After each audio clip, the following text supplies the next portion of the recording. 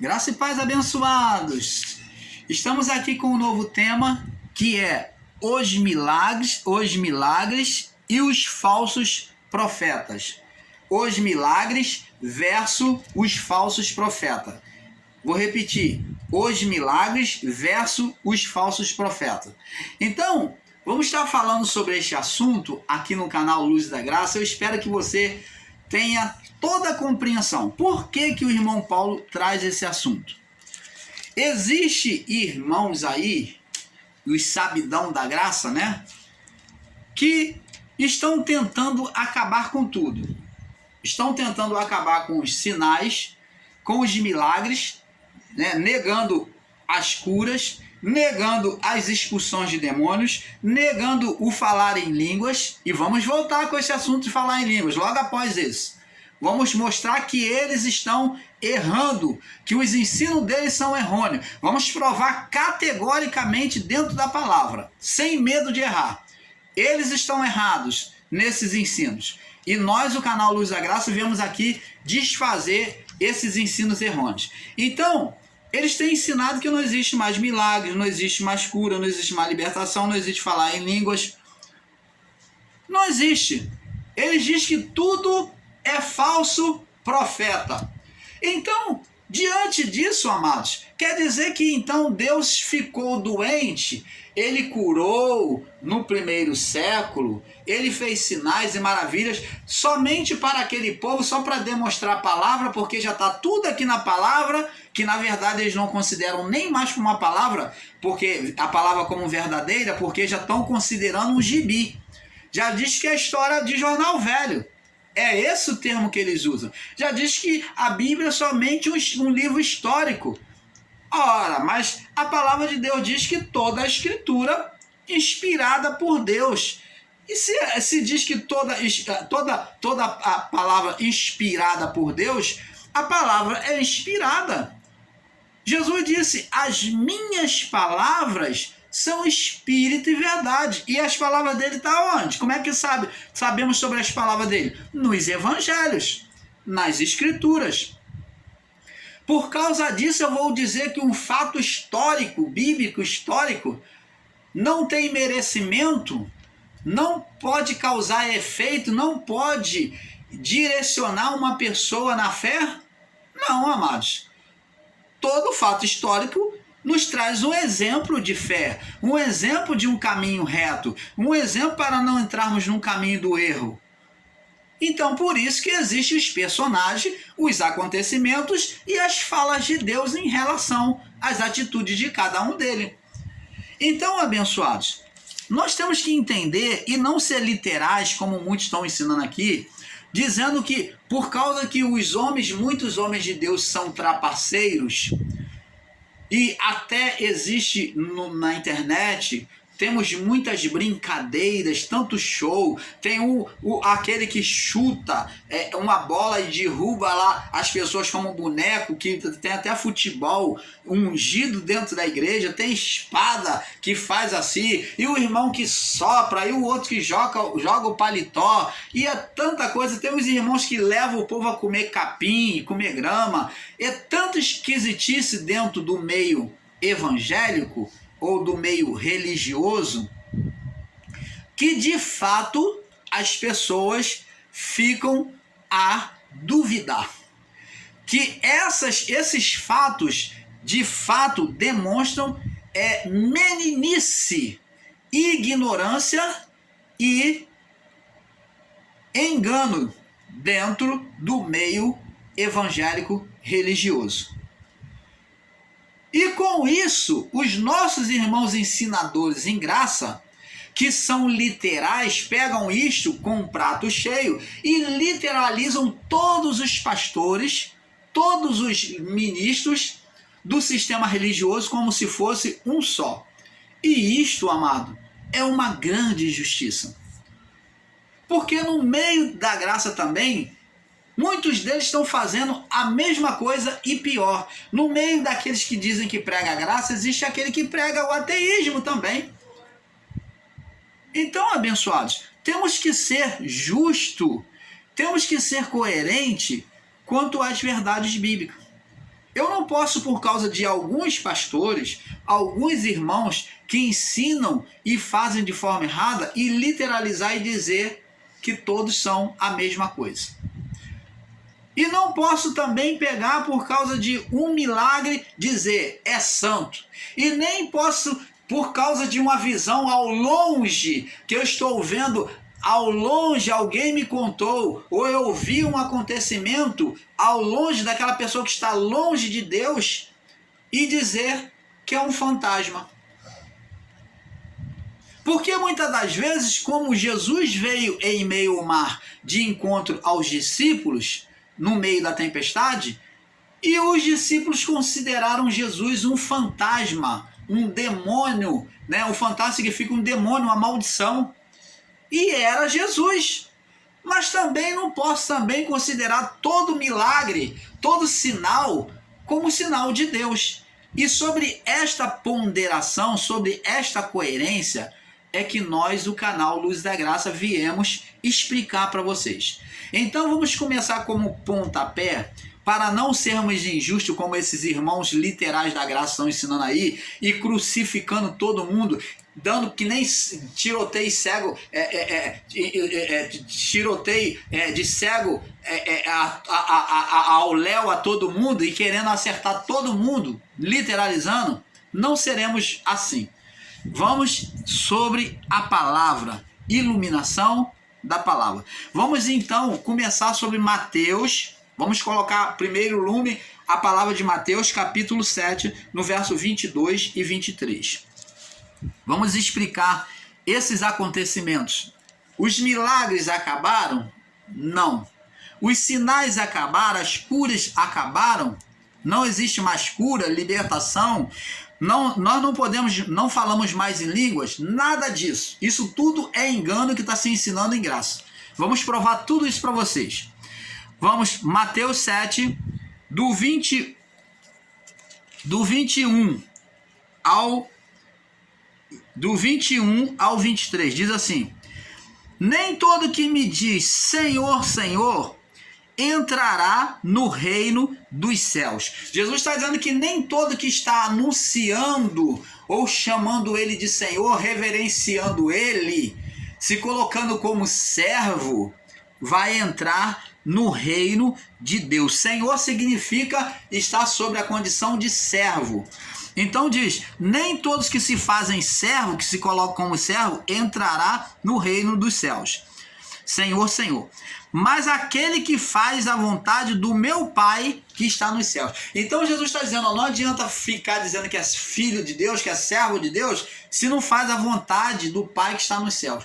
Então, como ele disse, que é pelo fruto é que se conhece a árvore. É pelo fruto que se conhece a árvore.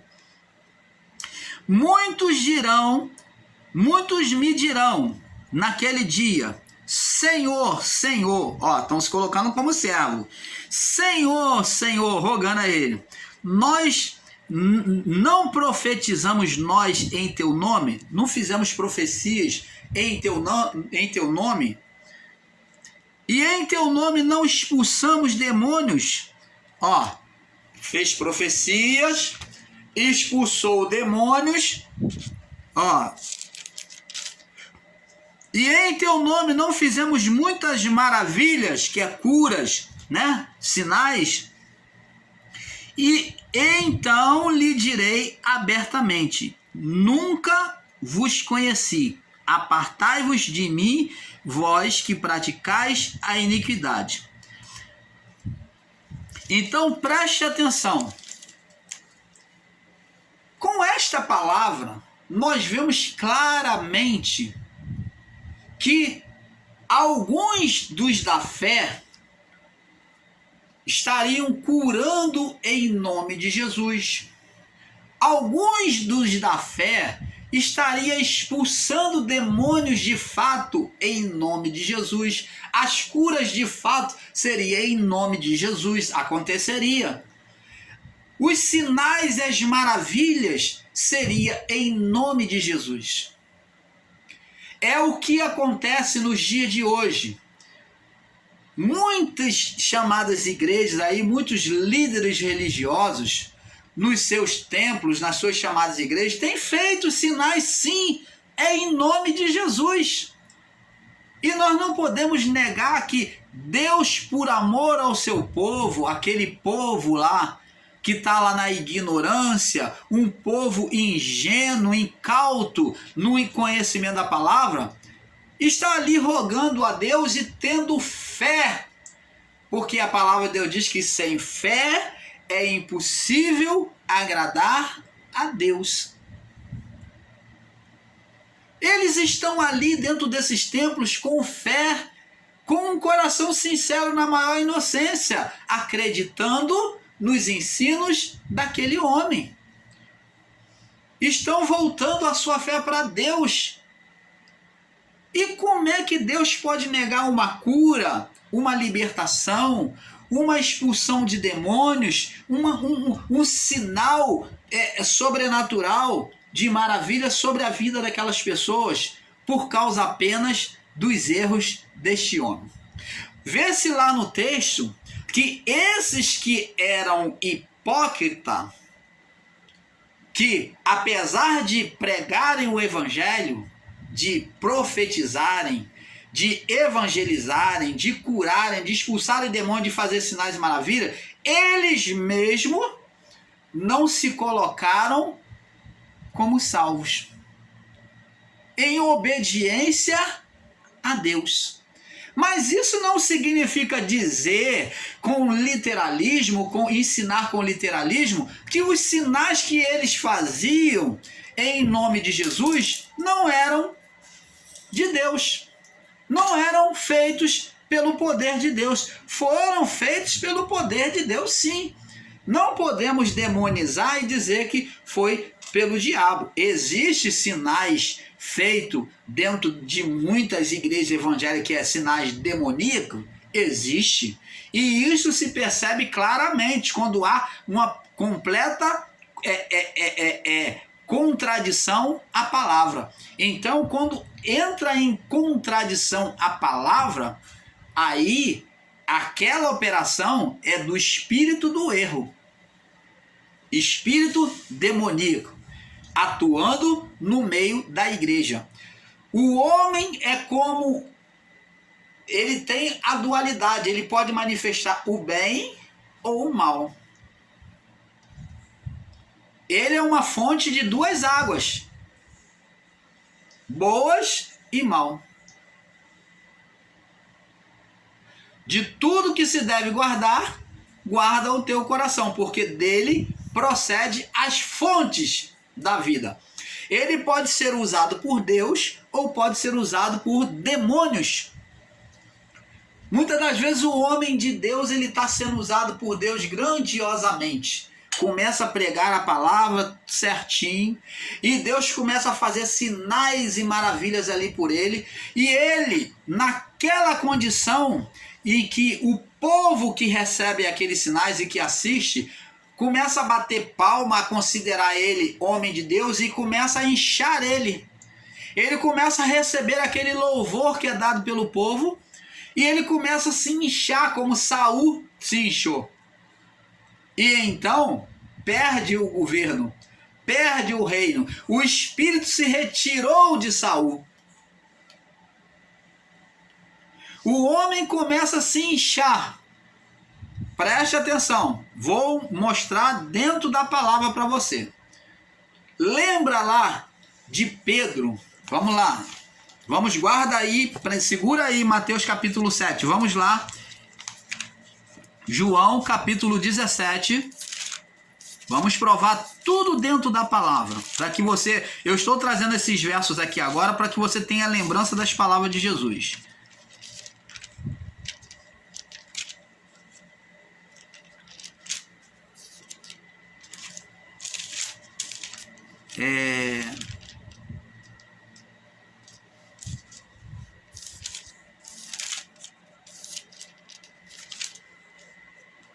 Deixa eu ver, acho que é Lucas capítulo, acho que é Lucas. Eu tô aqui no livro, estava no livro errado. Deixa eu ver se é Lucas. Jesus disse para Pedro, deixa eu ver aqui.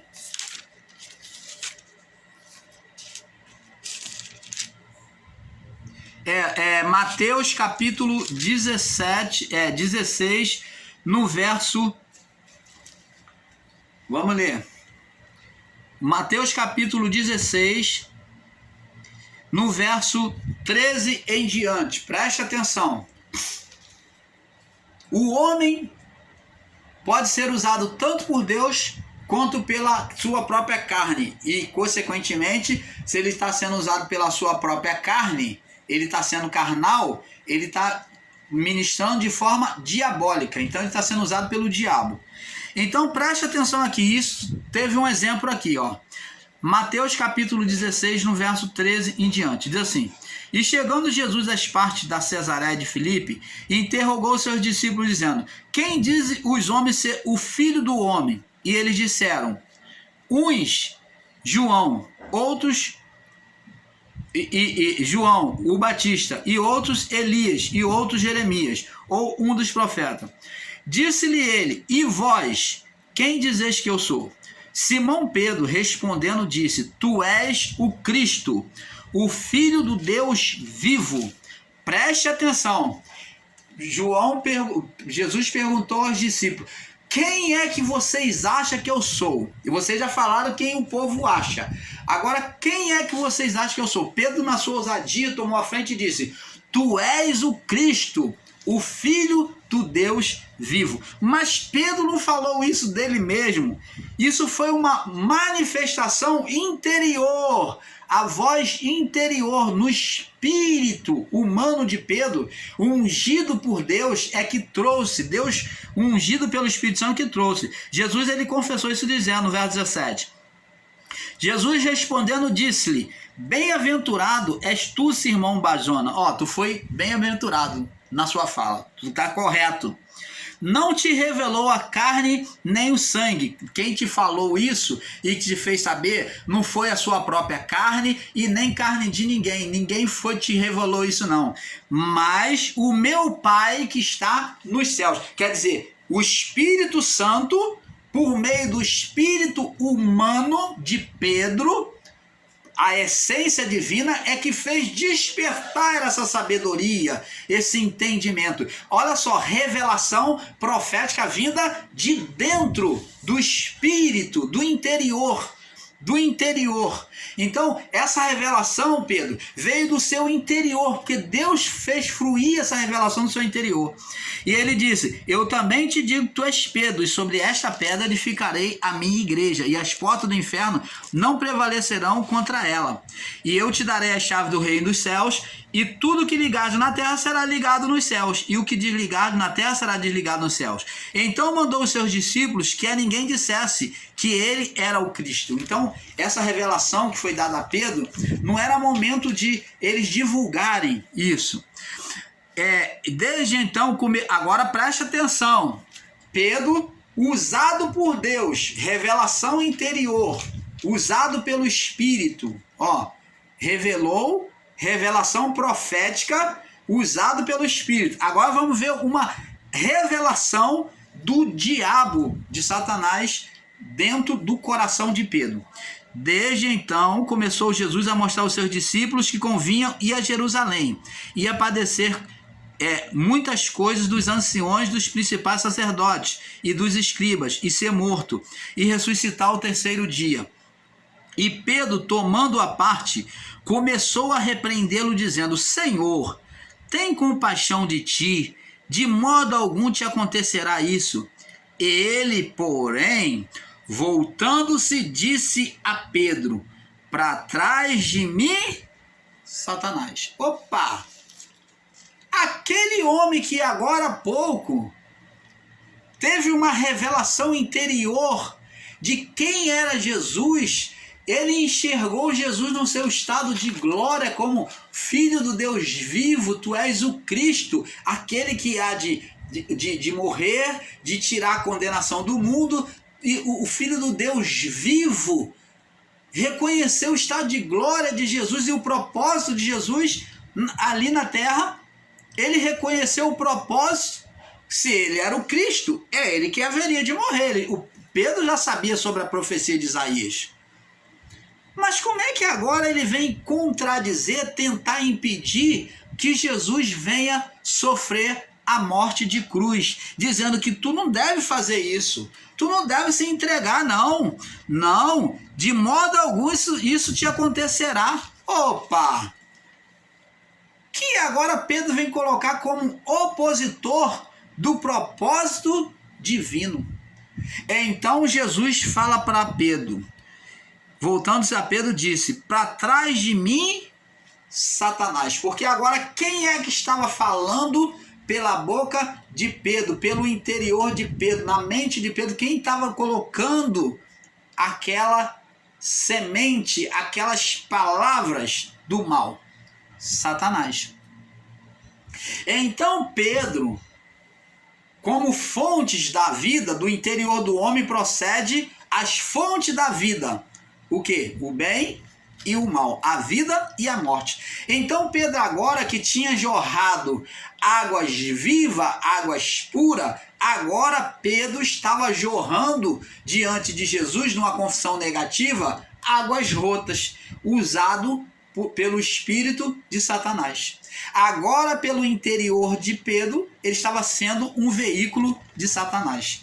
Você está entendendo, amado? E com isso, nós, o canal Luz da Graça, provamos para você que o homem de Deus, o chamado ministro, o pastor, ele pode ser usado tanto por Deus como pelo diabo. Nem todas as vezes ele vai estar sendo usado por Deus, e nem sequer por isso Deus vai deixar de se manifestar na chamada igreja.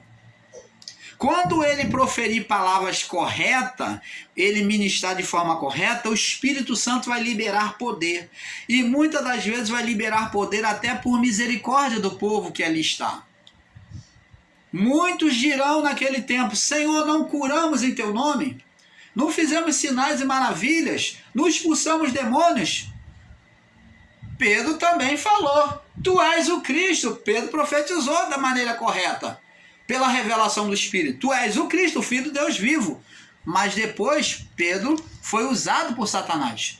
Assim também, esses homens agora, eles não teriam direito de entrar na salvação, porque eles não se conduziram como salvo. Apesar de ensinarem as pessoas, mas eles não se conduziram como salvo. Salvou os outros, mas não foram capazes de salvar a si mesmo, porque eles tomaram o caminho do erro, da carnalidade, do engano. Vamos prosseguir, abençoados. Então, abençoados, nós vimos aqui, agora vamos para o livro de Hebreus.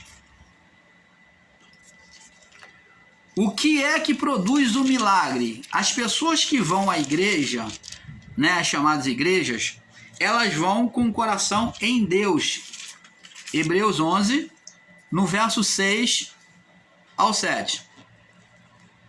Verso 6 diz assim: ora, olha só, as pessoas que vão para a igreja, elas vão com fé. O que faz manifestar o poder e o milagre é a fé. Elas acreditam nos ensinos desses homens de Deus e elas creem sobre a palavra. E por isso Deus, por amor e misericórdia, manifesta a fé. Não significando que esses homens são corretos, que vivem corretamente. Deus nunca assinou nada por ninguém, dizendo que esse aí não peca, esse aí é correto. Não. Que a palavra de Deus diz que as nossas justiças são trapos de imundície para Deus. Quando nós somos mais justos, as nossas justiças são trapos de imundície. Então diz aqui: ora, sem fé é impossível agradar-lhe. Agradar-lhe quem? A Deus. Porque é necessário que aquele que se aproxima de Deus creia que ele exista e que ele é galardoador dos que o buscam. Então, significa dizer que para alcançar um milagre, uma manifestação de Deus, para acontecer uma manifestação de Deus, é necessário apenas a fé. Porque Deus não faz acepção de pessoas. É necessário apenas uma fé, como a mulher cananeia foi lá e Jesus falou: olha, não posso pegar o pão dos filhos e lançar os cachorrinhos. Mas a mulher cananeia insistiu, determinada a ver a filha dela liberta daquele estado de possessão. Ela insistiu, ela mostrou uma fé, uma perseverança, mesmo diante do não de Jesus. Mas ela insistiu e foi perseverante na fé. E ela disse: Senhor, é verdade. Ela admitiu a verdade. É verdade. Mas eu creio, Senhor. Os cachorrinhos comem, nem que seja das migalhas. Olha, ela usou de palavra de sabedoria.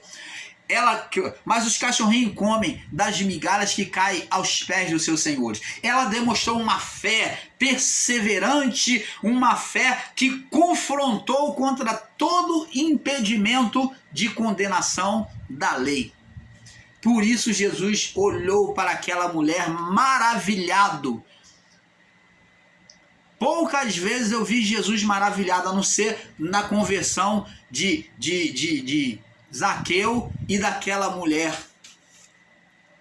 que ele olhou para aquela mulher e disse: mulher, grande é a tua fé. Então está demonstrando claramente sobre a palavra, meu amado, minha amada, que ela não tinha a menor condição de trazer a bênção sobre ela e sobre a família, senão por meio da fé manifesta, a fé impulsiva que ela demonstrou ali diante de Jesus. Então é necessário, ora, sem fé é impossível chamar a atenção de Deus. Essas pessoas que vão nas igrejas evangélicas, nos sistemas religiosos, em qualquer lugar, elas vão com fé no coração. E é a fé que vai produzir, seja qual for a religião dela, mas existe uma fé, meu irmão.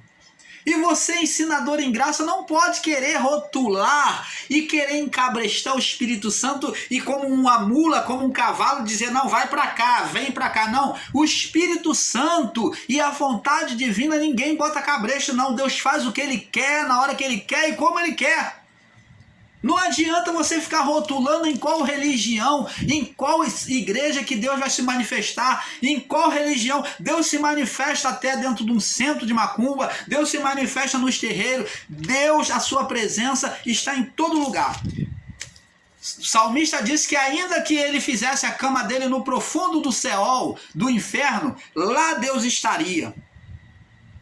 De aonde me ocultarei da tua face? Se subo aos céus, lá tu estás. Se faço a minha cama no profundo do inferno, lá tu também estás. Deus, ele é onipresente. E aonde há uma fé, ainda na ignorância, mas que clame a ele com um coração sincero, ele cura, ele liberta, ele salva, ele transforma a vida. Ele opera o sobrenatural. Não adianta querer colocar limites para Deus e rotular Deus. Deus não é encabrestado por religião nenhuma. Ele age em toda e qualquer religião. Por isso é que os homens, esses ensinadores, vivem aí sobre a confusão de não entender. Como é que a pessoa vai num centro de macumba e lá ela alcança? Como é que a pessoa vai num centro budista, lá ela alcança? Ela não alcançou no meio evangélico, mas alcançou lá. Opa! Aí você vai dizer que é feitiçaria, que tudo foi o diabo? Não, meu irmão. O diabo, ele usa o engano? Usa. Mas quando é o diabo, ele realmente demonstra que está fora da palavra, está fora da palavra. Mas Deus, por amor aos seus, ele cura, ele liberta, ele transforma vidas. Então, ora, sem fé é impossível agradar-lhe, porque é necessário que aquele que se aproxima de Deus creia que ele exista. Então, o católico crê que Deus existe e Deus vai abençoar aquele católico que tem fé nele. O espírita crê que Deus existe e Deus vai abençoar aquele espírita, ainda que exista algumas divergências em relação à palavra, mas Deus vai operar o milagre. E assim todos sem acepção, aonde houver uma fé, Deus vai operar. Não adianta você querer fazer Deus só para você. Como muitas igrejas estão falando. O Deus da igreja tal. O Deus da igreja tal. Vem porque o Deus da igreja tal. Deus não é de ninguém. Deus não é propriedade. Não se ensine assim. Deus não é Deus de ninguém. Propriedade de ninguém. Não é de igreja de ninguém. Ele é de todos. Não vou falar aqui universal, porque senão a igreja universal vai pensar que é Deus deles. Então, Deus é Deus de todos. Então, abençoados, é necessário que aquele que se aproxima de Deus crê que ele exista, é a condição da existência dele. E que ele é galardoador dos que o buscam. Tem que crer que Deus, ele te ama e quer te abençoar. Simplesmente só isso. Agora vamos no livro ainda no livro de Hebreus. Agora vamos em Hebreus capítulo 1, no verso 1 ao 3.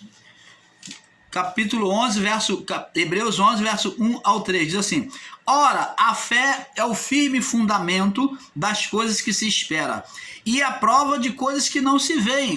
Convicção de coisas que não se veem. Porque por ela os antigos alcançaram o testemunho. Pela fé entendemos que os mundos pela palavra de Deus foram criados, de maneira que aquilo que se vê não foi feito do que é aparente. Tá vendo? Uma fé sobrenatural, né? Vamos passar para o próximo vídeo, porque é um pouco aqui, um pouco ali. Vamos para a parte 2, os milagres versus os falsos profetas. Vem muita coisa boa. Agora que nós vamos destrinchar este assunto e provar para você que esses ensinos em graças por aí estão equivocados. Vamos apresentar Deus da maneira correta. Vamos apresentar o entendimento da palavra a você da maneira correta. Paz seja dada a todos. Vamos para a parte 2. Os milagres versus os falsos profetas. Parte 2.